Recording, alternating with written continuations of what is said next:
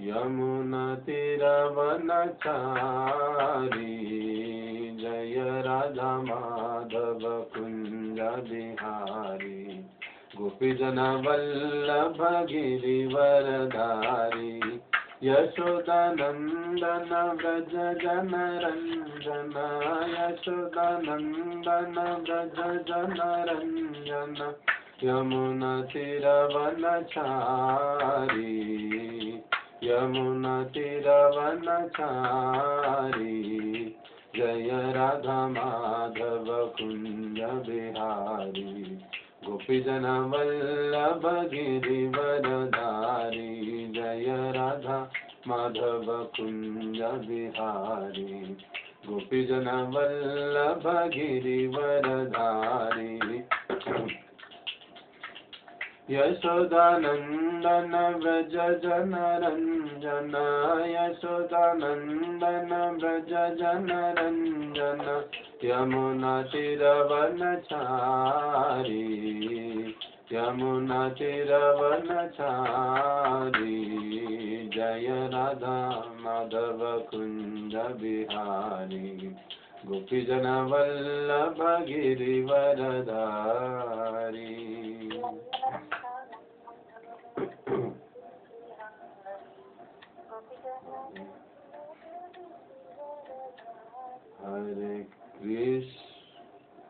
हरे कृष्णा हरे कृष्णा कृष्ण कृष्ण हरे हरे हरे राम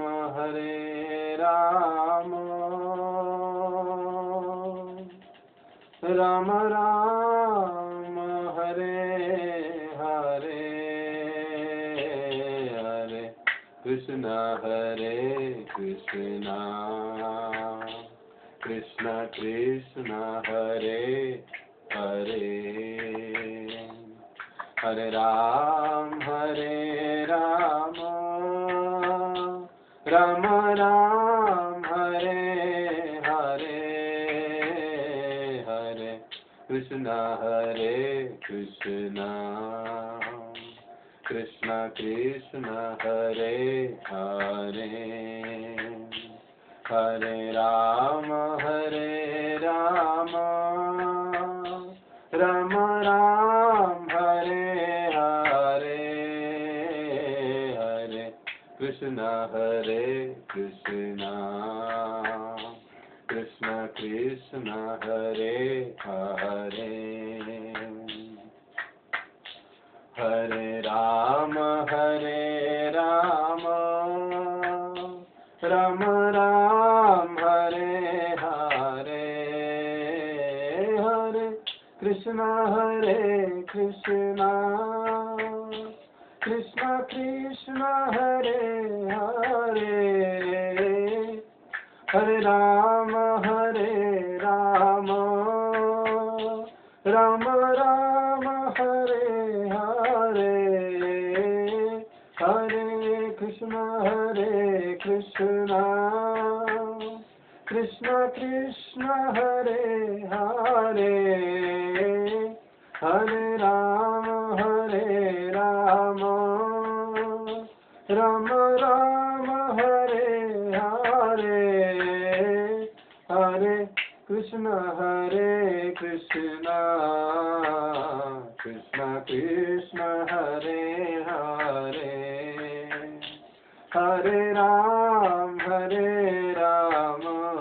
राम राम हरे हरे हरे कृष्ण कृष्ण कृष्ण हरे हरे हरे राम राम राम हरे हरे हरे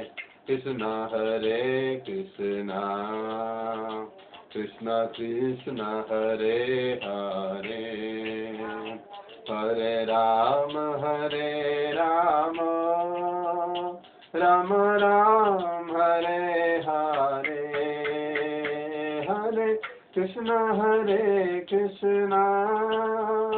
कृष्ण कृष्ण हरे हरे, हरे राम राम राम हरे हरे, हरे कृष्ण कृष्ण कृष्ण हरे हरे, हरे राम राम राम हरे हरे, हरे कृष्ण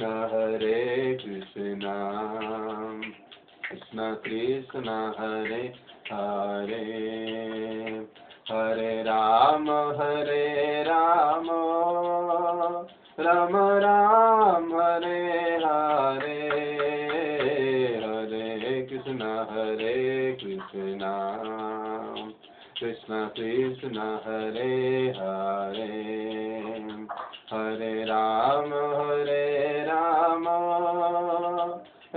राम हरे हरे, हरे कृष्ण कृष्ण कृष्ण कृष्ण हरे हरे, हरे राम राम राम हरे हरे, हरे कृष्ण कृष्ण कृष्ण हरे हरे, हरे राम राम राम हरे हरे, हरे कृष्ण कृष्ण कृष्ण हरे हरे, हरे राम राम राम हरे हरे। जय राधा कुंज बिहारी राधा कुंज बिहारी राधे, जय गौर निताय जय गौर निताय, जय जय प्रभुपाद जय शिल प्रभुपाद, जय जय गुरुदेव जय शिल गुरुदेव। बोलो कलिक पावन से हरिनाम संकीर्तन की जय। श्री श्री राधा कुंज बिहारी भगवान की जय।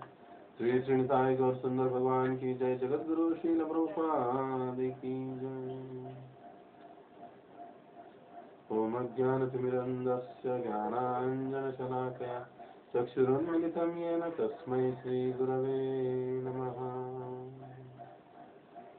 नमो ओं विष्णुपादाय कृष्णपृष्ठाय भूतले श्रीमते भक्तिवेदान्तस्वामिन् इति नामिने, नमस्ते सारस्वते देवे गौरवाणी प्रचारिणे, निर्विशेषशून्यवादी पाश्चात्यदेशतारिणे।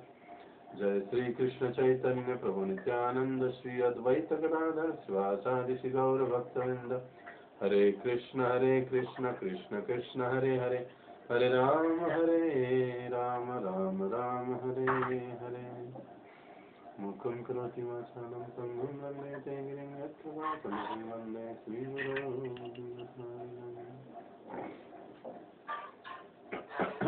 हरे कृष्णा। हरे कृष्णा। आज की इस सत्संग कथा कार्यक्रम में आप सभी भक्तों का हार्दिक स्वागत है। आज पुनः आपके समक्ष कुछ हरि कथा करने का मौका मिला। आज हम विशेष रूप से चर्चा करेंगे ये जो चातुर्मास चल रहा है, इस चातुर्मास के संबंध में हम जानकारी लेंगे। चातुर्मास की महिमा, चातुर्मास का महात्म्य, महत्व, इस बात को सीखेंगे, समझेंगे। और क्योंकि अधिक मास चल रहा है, पुरुषोत्तम मास चल रहा है, तो उसके संबंध में भी हम संक्षेप में चर्चा करेंगे, कुछ समझने की कोशिश करेंगे।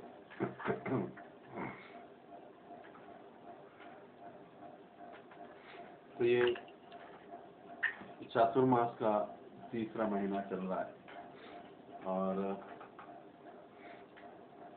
ये तीसरे महीने में हम विशेष रूप से चातुर्मास के बारे में सुन रहे थे। पता नहीं, दोपहर में मुझे प्रभु जी का फोन आया था कि आज कथा आप करिए, तो मैं सोच रहा था कि क्या कहा जा सकता है, क्या बोला जा सकता है। तो मैंने तय किया था कि हम भगवान श्री कृष्ण की एक एक लीलाओं पर चर्चा करेंगे, किस प्रकार से वृंदावन में असुरों का वध किया भगवान ने, उद्धार किया। लेकिन फिर अचानक से कुछ अलग सोचा और फिर विचार आया कि नहीं, हम आज चातुर्मास के बारे में वर्णन करते हैं, क्योंकि कृष्ण लीला तो प्रभु जी सुना ही रहे हैं भागवत से। तो फिर ये सोचा मैंने कि आज हम चातुर्मास के संबंध में चर्चा करेंगे।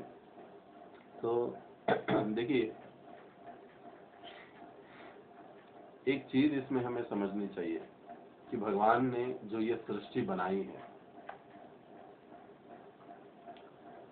ये सृष्टि हम जैसे बद्ध जीवों के लिए बनाई है। हमारी जो भी इच्छाएं, आकांक्षाएं हैं, वो इस भौतिक जगत के माध्यम से पूरी की जाती है, भगवान ही पूरे करते हैं। लेकिन साथ ही साथ इस भौतिक जगत में भगवान ने ऐसी भी व्यवस्था बनाई है कि यदि कोई जीव पुनः भगवान के पास जाना चाहता है, भगवत धाम लौटना चाहता है, भगवान की शरण में आना चाहता है, तो वो जा सकता है, भगवान को प्राप्त कर सकता है। वैसे ये भौतिक जगत हम सब सुन चुके हैं, समझ चुके हैं कि ये सारा जो भौतिक जगत है, ये हम जीवों का वास्तविक स्थान नहीं है। ये हमारा टेम्पररी है। हम किराए के मकान में यहाँ पर रह रहे हैं, और हर एक का अपना अपना एग्रीमेंट है प्रकृति के साथ, भगवान के साथ, वो कर लिया है। कोई 50 साल, कोई 60 साल। भौतिक जगत में 11 महीने का एग्रीमेंट सरसकट सगळीकडे असते, पर यहाँ पर थोड़ा हमारा जो एग्रीमेंट होता है प्रकृति के साथ, वो हमारे पूर्व कर्म, धर्म, भाग्य के अनुसार होता है। कोई 50 साल, कोई 60 साल, कोई 10-20 साल, ऐसे अलग अलग चलता रहता है। तो वैसे हम सभी बद्ध जीव इस भौतिक जगत में मानो जैसे किराए के घर में रह रहे हैं। ये हमारा वास्तविक घर नहीं है। लेकिन क्योंकि हमारी इच्छा होने के कारण इस भौतिक जगत में हम लोग आ जाते हैं, और यहाँ पर भगवान ऐसी सारी व्यवस्था कर देते हैं। प्रभुपाद जी ने कई जगह पर हमको समझाया। जैसे कोई माता जब किचन में खाना बनाती है, तब जो छोटी बच्ची होती है उसके पीछे लग जाती है, माता के पीछे आती है कि माता, मम्मी मम्मी मैं भी बनाऊंगी, माँ मैं भी खाना बनाऊंगी, मुझे भी चपाती बनानी है, हाँ मुझे भी सब्जी बनानी है, मुझे भी राइस बनाना है। अब माता समझती है कि ये बच्ची तो कुछ चपाती नहीं बना सकती, सब्जी नहीं बना सकती, लेकिन वो उसे काम भी नहीं करने देगी बच्ची। तो फिर माता क्या करती है बुद्धिमान, उसको झूठ मूठ का स्टोव, कुछ झूठ मूठ का कुछ बर्तन उसको लाके एक कोने में रखवा देती है, और आटे का गूंधा हुआ एक टुकड़ा देती है। कहती है कि बेटा यहाँ बैठो, और यहाँ बैठकर तुम अपना चपाती बनाओ, तुम्हारा चपाती हो गया ना, खाने के लिए मैं आऊंगी। बच्ची खुश हो जाती है, और बच्ची वहां पर चपाती बनाने में लग जाती है।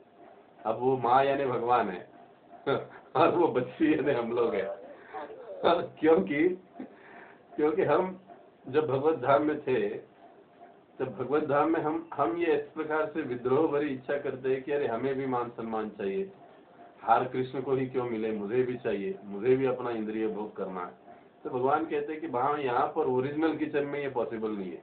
मेरे धाम में मेरे सिवा और कोई भोक्ता नहीं हो सकता।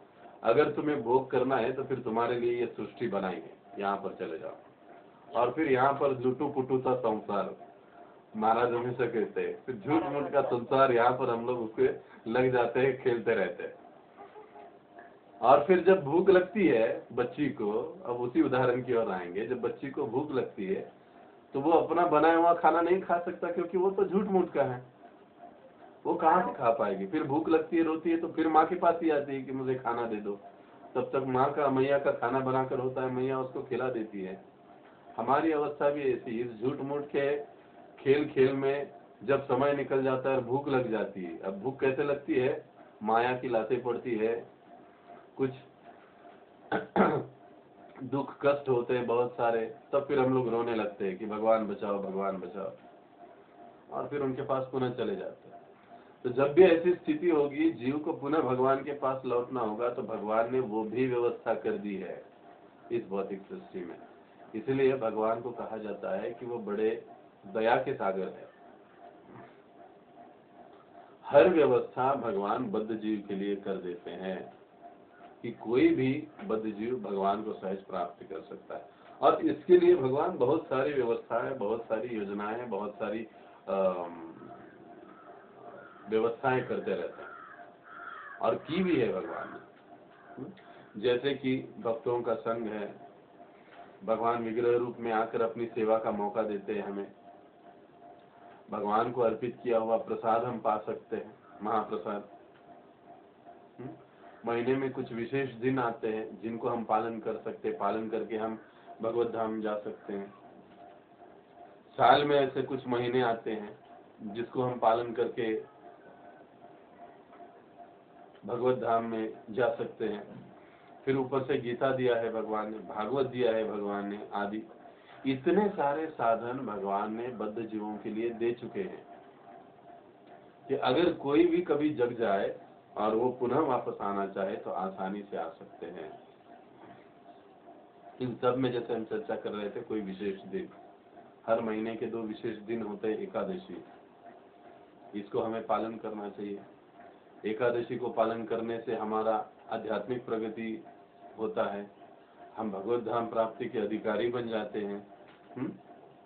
और इसके अलावा ऐसे कुछ विशेष दिन, महीने आते हैं, जैसे अब ये चातुर्मास चल रहा है, चातुर्मास में अधिक मास भी चल रहा है, तो जिनमें थोड़ी सी भी अगर हम लोग तपस्या करते हैं, इसको पालन करते हैं, तो हमें बहुत सारा आध्यात्मिक लाभ मिलता है।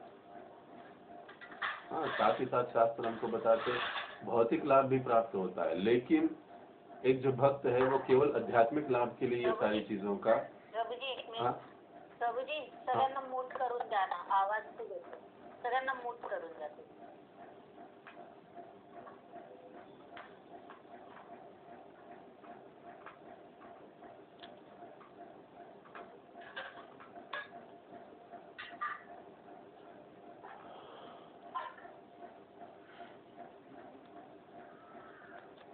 आता हे मला म्यूट करता येणार नाही माताजी, ज्यांनी मीटिंग ऑर्गनाइज केली आहे ना, केशव प्रभूच म्यूट करू शकतील सर्वांना। अच्छा, कारण कोणाचा भांड्याचा आवाज येतोय, कोणाचा काही आवाज, काही व्यवस्थित ऐकू नाही येणार, तुम्ही इतकं छान सांगताय, ऐकायलाच नाही। तो यहाँ पर एकादशी, अब जैसे चातुर्मास कुछ महीने यानी चातुर्मास में अब अधिक मास चल रहा है, तो इसको पालन करने से हमारा आध्यात्मिक प्रगति होता है, हम भगवत धाम के अधिकारी बन जाते हैं, शास्त्र समझाता है। और इसको पालन करने से भौतिक लाभ भी मिलता है। जैसे हम कह रहे थे, भक्त भौतिक लाभ के लिए इसको पालन नहीं करते, वो आध्यात्मिक प्रगति के लिए, लाभ के लिए उसको पालन करते हैं। क्योंकि आखिर मनुष्य देह का जो हमारे उद्देश्य है, वो उद्देश्य है भगवान की प्राप्ति करना।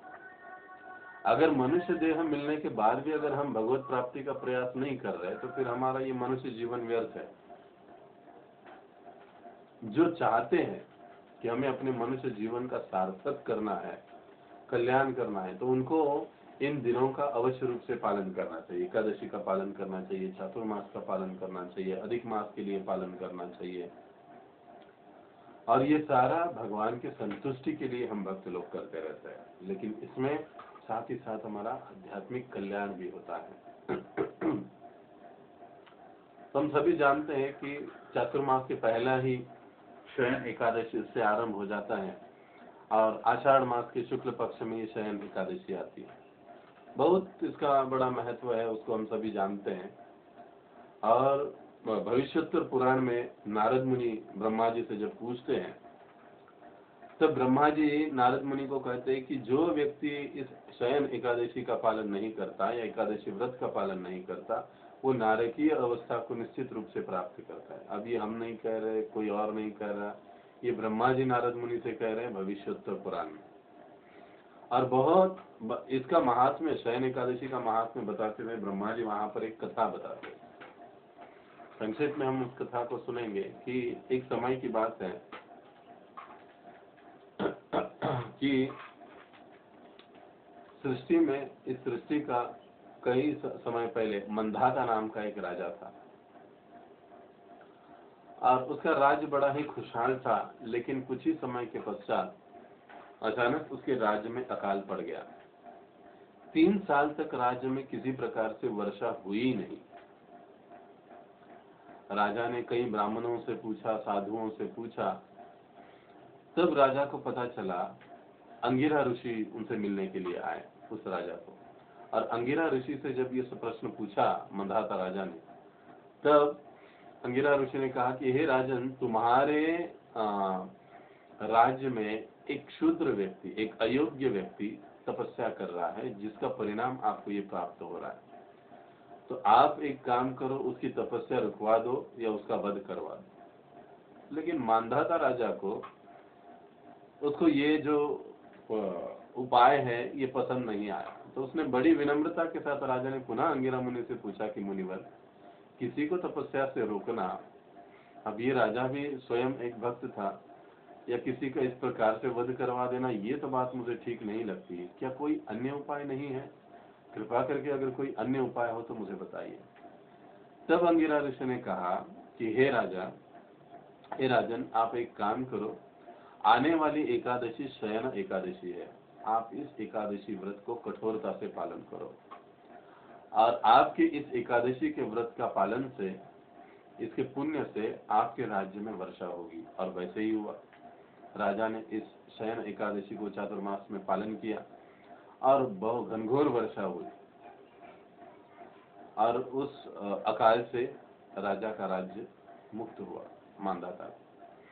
तो शयन एकादशी का ये जो इस प्रकार की जो कथाएं आती है, एकादशी के महात्म्य में कई सारी हम कर्मकांडीय कथा सुनते हैं, लेकिन जो भक्त होते हैं वो भक्ति के लिए ऐसे व्रतों का पालन करते हैं, न कि ऐसा कोई हमको भौतिक लाभ मिले। कई बार ऐसा होता है ना, पुत्रदा एकादशी, जो निसंतान लोग हैं उनको बड़े ही जैसे विधि विधान दिए गए हैं उसके अनुसार पुत्रदा एकादशी का पालन करें तो उन्हें अवश्य रूप से पुत्र प्राप्ति हो सकती है, ऐसा शास्त्रों में कहा गया है, बताया गया है। लेकिन जो भक्त है ऐसे किसी भौतिक कामना से इन एकादशियों का, व्रतों का पालन नहीं करते, वो केवल भक्ति के लिए करते हैं। लेकिन इन व्रतों का पालन करने से पूरा समाज भी लाभान्वित होता है। जैसे एकादशी की राजा ने, लेकिन सारी प्रजा को वर्षा की प्राप्ति हुई। उसी प्रकार से जब भक्त लोग इस प्रकार से विधि विधानों का पालन करते हैं तो प्रत्यक्ष अप्रत्यक्ष रूप से घर के सदस्य, समाज के सदस्य भी इससे लाभान्वित होते हैं। प्रभुपाद जी अक्सर कहा करते थे कि अगर हम नाम संकीर्तन व्रत का अगर पालन करते हैं तो समस्त प्रकार का अभाव दूर होगा। और अभी अभी हम सभी नाम संकीर्तन व्रत में भाग लिए, और हमारा पूना का मंदिर तीसरे नंबर पर आया, पहले नंबर पर नोएडा का मंदिर रहा, और 1 लाख से भी अधिक वीडियो हमने बनाए, लोगों तक हरिनाम पहुंचाया। तो ये भक्त बनने से समाज का कल्याण होता है, प्रचार करेंगे तो समाज का लाभ होता है। तो ऐसे आध्यात्मिक लाभों के लिए भक्त इस प्रकार के व्रतों का पालन करते हैं। तो यहाँ से चातुर्मास का आरंभ होता है और भगवान इस एकादशी से विश्राम के लिए चले जाते हैं। 4 महीने भगवान का विश्राम होता है, और कार्तिक के उत्थान एकादशी को भगवान जग जाते हैं, और इसी 4 महीने को एक चातुर्मास कहा जाता है। अब कई स्थानों पर इन चातुर्मासों को एकादशी से एकादशी पालन किया जाता है, यानी शयनी एकादशी से कार्तिक एकादशी ऐसा पालन किया जाता है। और कई स्थान पर पूर्णिमा से पूर्णिमा पालन किया जाता है। कई स्थान पर मतलब श्रावण, भादो, अश्विन, कार्तिक ऐसे पालन किया जाता है। तो जहाँ तक हमारे गौड़ीय संप्रदाय का परंपरा है, हम पूर्णिमा से पूर्णिमा इस प्रकार से पालन करते हैं। तो यह वर्षा का मौसम होता है एक प्रकार से, और जो साधु जन होते हैं, संत जन होते हैं, वो कहीं भ्रमण नहीं करते। एक स्थान पर रुककर, किसी पवित्र स्थान पर, किसी तीर्थ स्थली में रुककर भगवान के कथा कीर्तन में लग जाते हैं। और भगवान तो क्योंकि विश्राम में हरे कृष्णा। किसका साउंड चालू है?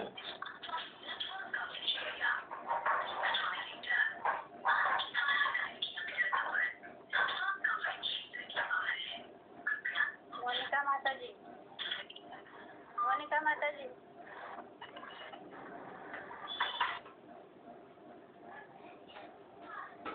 ये बहुत डिस्टर्ब कराता है बीच में।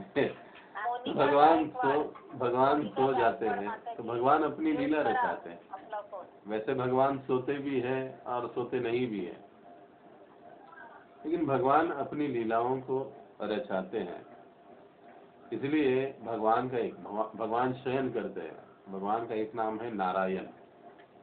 नारायण का मतलब क्या है? नारायण इस शब्द को अगर हम देखेंगे तो नर प्लस अधिक आयन, नारायण। नर यानी व्यक्ति, आयन का मतलब होता है आश्रय, आश्रय स्थान या आश्रय। नर यानी व्यक्ति और आयन यानी आश्रय।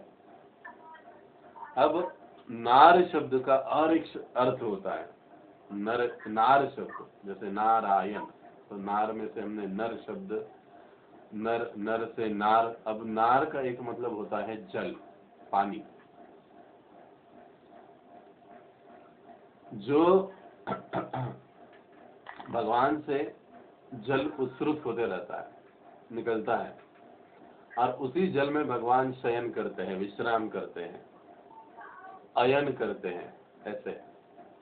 तो इसलिए नारायण यानी जो जल में विश्राम करते हैं वो नारायण। तीसरा एक अर्थ आचार्यगण बताते हैं, यानी जो समस्त जीवों के आश्रय स्थान है वो नारायण।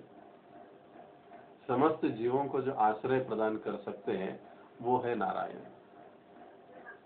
तो इस प्रकार से जब नारायण उठते हैं तब उत्सव मनाया जाता है। तो ये चातुर्मास के अंत में एक सुंदर लीला घटित हुई थी, सभी जानते हैं। इन लीलाओं को हम विस्तार से नहीं कहेंगे क्योंकि आगे हमको और कुछ सुनना भी है विशेष रूप से। ये लीलाएं तो हम जानते ही हैं। चातुर्मास के अंतिम माह में सुभद्रा हरण की लीला हुई थी अर्जुन के द्वारा। ये हमको पता होना चाहिए। जब हम चातुर्मास का पालन करते हैं तो हर महीने में भगवान की कोई ना कोई लीला घटित हुई है। भगवान के जो भक्त हैं उनके द्वारा कुछ न कुछ तो लीलाएं घटित हुई है। तो उन दिनों में, उन महीनों में हमें उन लीलाओं को स्मरण करना चाहिए। यही कृष्ण भावना है, जैसे हम कल परसों सुन रहे थे। तो हमको ये स्मरण करना चाहिए कि ये अंतिम महीने में, यानी आने वाले अब अगले महीने में सुभद्रा हरण की लीला घटित हुई। उसके बाद इस पूरे चातुर्मास के दरमियान नारद मुनि, जो हमारे परंपरा के एक महान आचार्य है, इन नारद मुनि ने भक्ति वेदांतों की सेवा की। इसी चातुर्मास के दौरान सेवा के दरमियान नारद मुनि की माता का निधन हुआ।